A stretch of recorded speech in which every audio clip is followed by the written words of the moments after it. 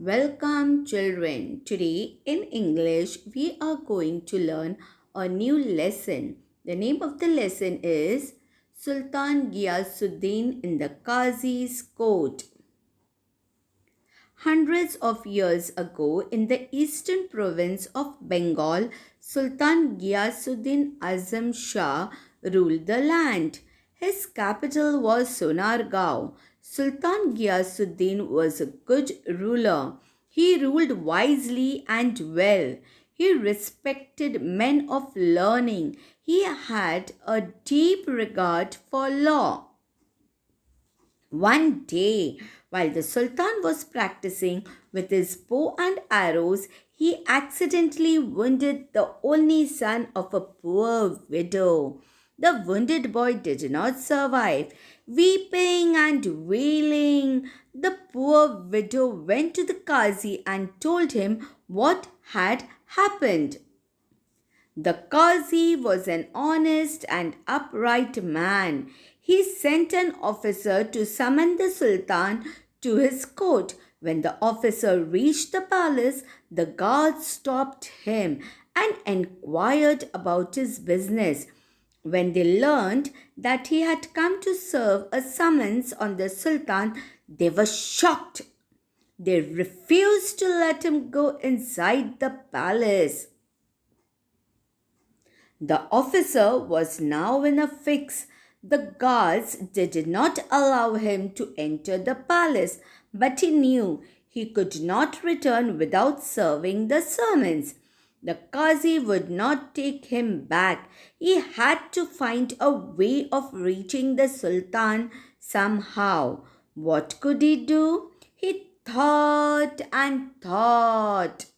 At last, he began to sound the azan, the call for the prayer loudly just outside the palace.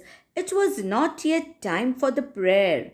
When the Sultan heard the loud, untimely call, he was greatly surprised. He ordered that the men giving the call should be brought before him immediately.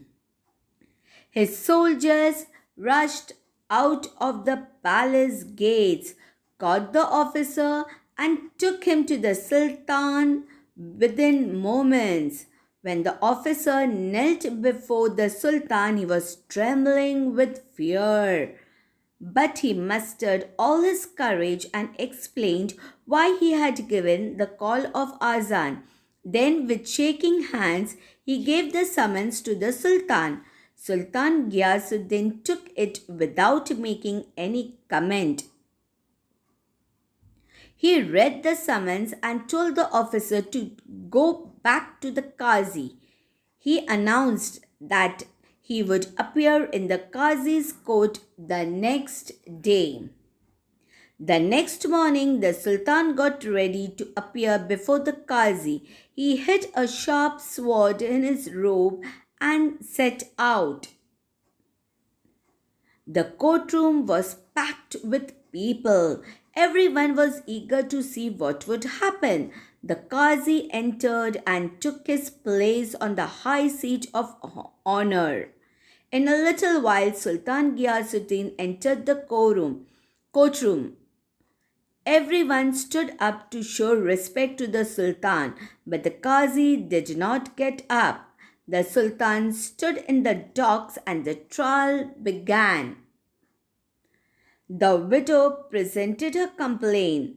The Qazi took note of all the evidence and in a grave voice addressed the Sultan.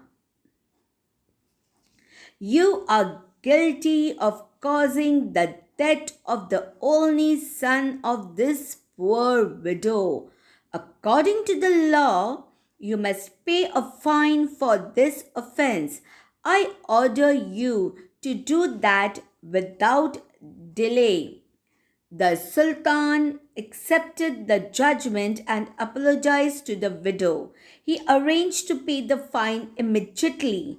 The widow felt satisfied that the offense was brought home to the offender.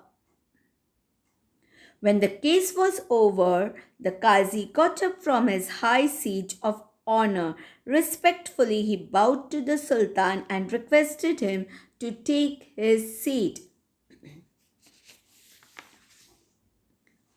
The Sultan then drew the hidden sword from his robes and told the Qazi, I am happy that you did not you did not waver in your duty. You did not hesitate to punish me. Otherwise, I would have beheaded you with this sword. The Qazi then put his hand under the cushion where the Sultan was seated and brought out a whip. He said, Your Majesty, I am happy because you obeyed the law. Otherwise, I would have whipped you in this court.